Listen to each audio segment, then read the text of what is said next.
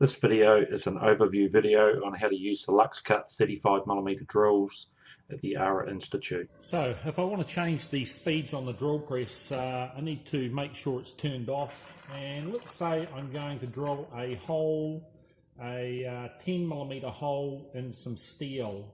Now off the chart, if you look at the chart, a 10mm hole, the revolutions per minute is 960. So up the top here, if I look for something that's very close to 960, well, below it we've got 725 RPM, and above it we've got 1015. So let's say I want to change it to 1015. The left-hand gear needs to be on the E, and the right-hand gear needs to be on C, and the speed needs to be set. You've either got 1 or 2, it's got to be in the 2 column. So the first thing I'm going to do is I'm going to change it to E. So it's just pull the lever forward and rotate it round. If it won't go into gear, you just need to grab the chuck and rotate the chuck while you actually block the gear in. So we're into E, we want to be on C on the right hand one. Just lift it into C.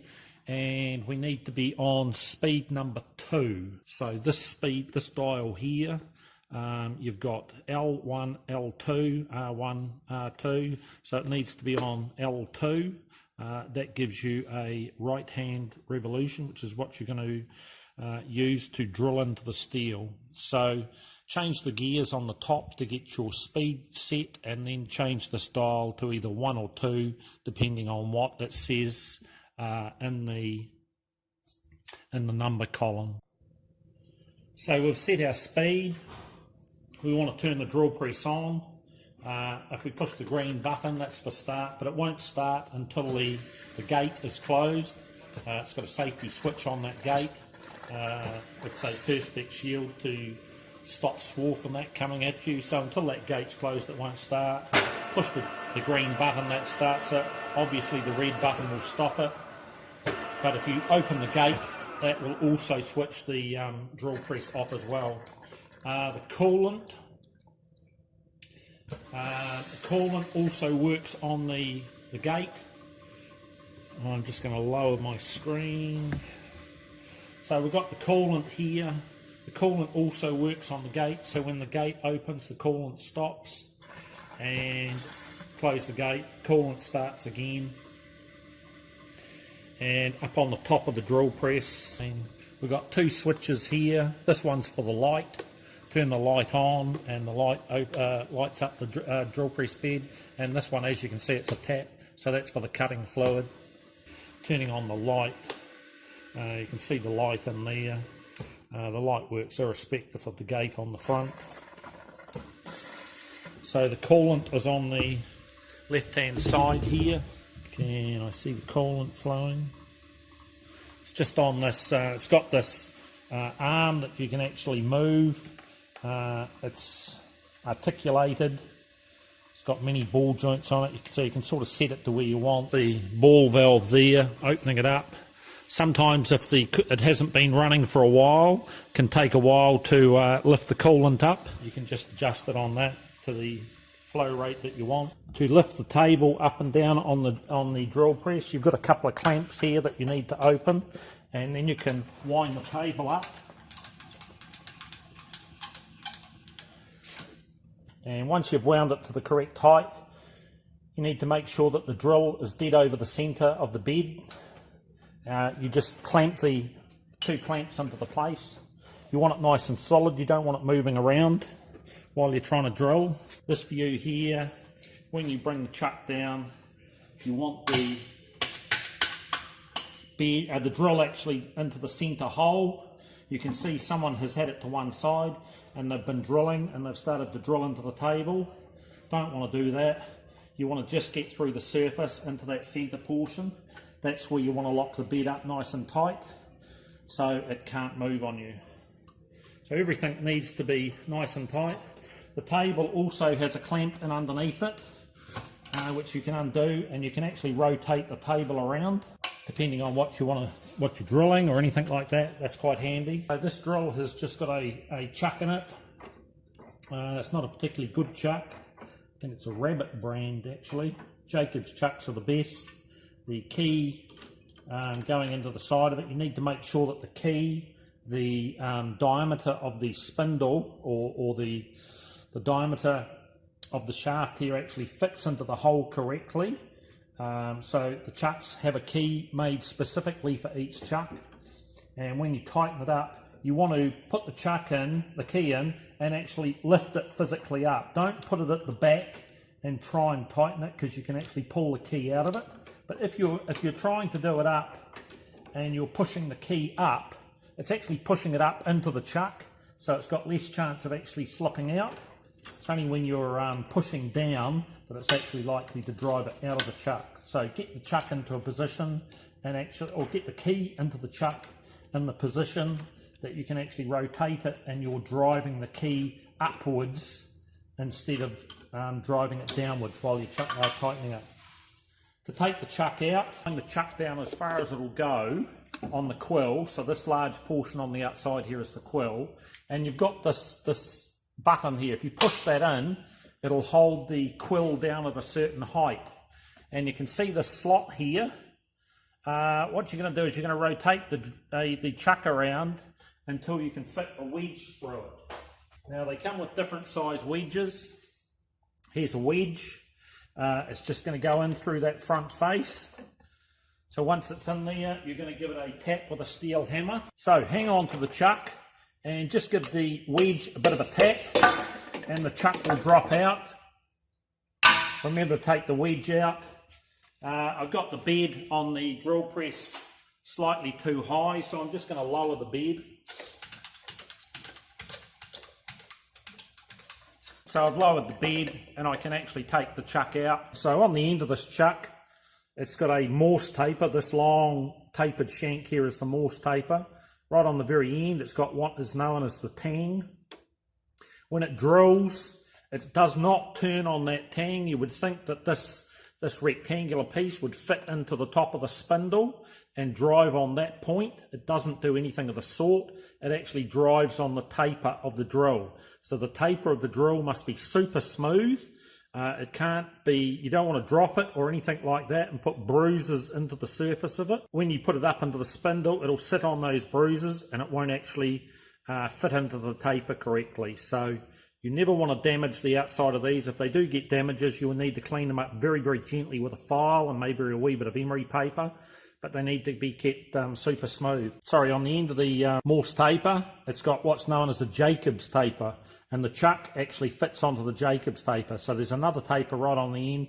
Here's a number 4 Morse taper, and on the end of it, it's actually got the Jacobs taper, which is what the chuck would go onto.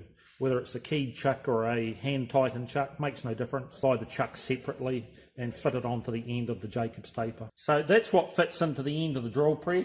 If I put it right back up, if I pull the pin out, hang on to the handle, don't let the handle go, but pull the pin out and then just wind the handle up. You can see the quill going back up. And when you want to put something into it, I'm going to put this back in. I actually just need to put it into the spindle itself and just rotate it around until that square notch fits up, and that's fitting into the head of it. What I do is I get a block of wood, I wind the chuck right open so that the jaws actually go up inside the chuck, and I bring it down and I just give it a bit of a push into the end to make sure that it's nice and tight on the end. So that's how I set a chuck into the drill press. We've got 2 different chucks here. The one on the right is used with a key. This one here is actually done by hand. So you hang on to the serrated portion with my left hand, and the other end just rotates around you can see the jaws coming out. So that one can be just done by hand. So one of the things you need to know is that they make different size wedges. They are to fit the different size Morse tapers. So this one here, as you can see, it's got a number 3 stamped on it. This one here has got a 1 to 2 stamped on it. So if I want to take it apart, I'm going to put the number 3 down in here, very gently tap it, hang on to it so that the drill doesn't slip out of your hand and disappear.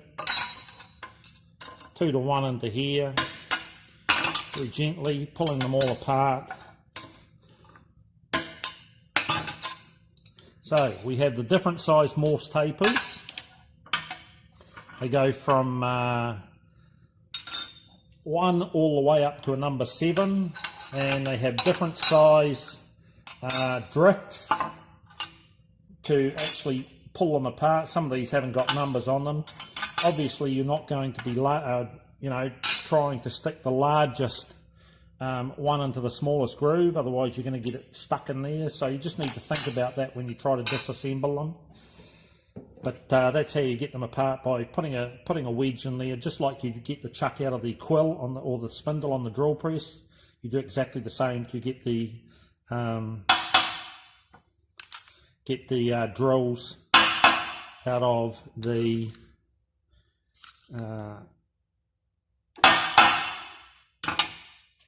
Morse tapers. So now that I've got that, I can actually put that up into the head, just rotate it around until it fits into the groove, and then just push it up. Once again, you don't want to damage the drill on the very end, so once again, get a piece of wood and just bring it down. A couple of pushes to actually push it up into it so it won't fall out when you start the drill. The next thing is you can set the depth that the drill goes down to. I'm going to set it to there. It's got this clamp here on the side here that you can wind up to the position that you want, and you can set the drill press. So the drill's drilling. I'm going to lock this lever in, and that's actually going to allow the drill to drill itself. As soon as I lock it in, I can take my hand off the actual handpiece. So I'm going to lock it in, and it starts to drill of its own accord. And when this bracket gets down to hit that lever, it will actually disengage the feed down, and it will return to the start position. Just going to touch it now.